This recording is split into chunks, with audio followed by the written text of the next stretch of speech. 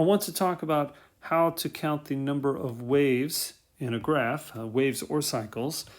And there are many techniques. I'm going to focus on just two. The first is peak to peak, at least that's how it's commonly referred to. And you quite simply are just counting along the peaks.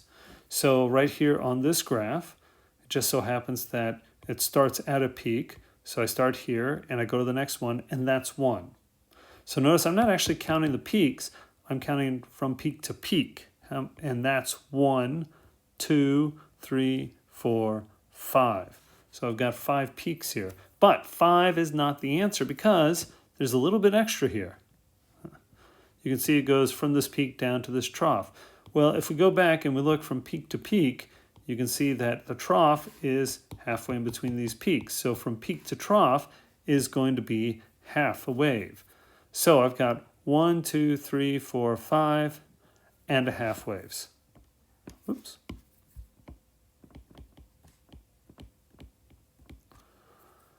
If I use that same technique over here on the second graph, so again, it just so happens I've got a peak right at the beginning, so I can just start here.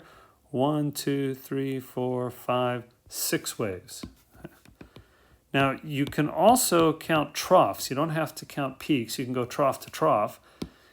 So, for example, if I was on this first graph, here's this trough coincides with the vertical, so I'll start here. So 1, 2, 3, 4, 5, and then another half, 5.5 waves. On this one, none of my troughs coincide with the vertical, so I'll just start with this one, this trough here, and then 1, 2, 3, 4, 5, and then recognize that I've got half in the beginning and half at the very end. Half plus a half is a 1, so I counted 5. 1, 2, 3, 4, 5, plus these 2 halves gives me 6 waves. The other technique that I want to talk about is counting the lobes. So you don't need to draw this line as I'm doing it, but it helps to illustrate it, to make it a little clearer.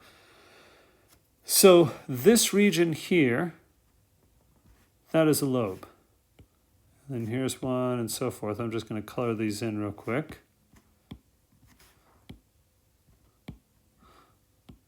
These regions are lobes. And it turns out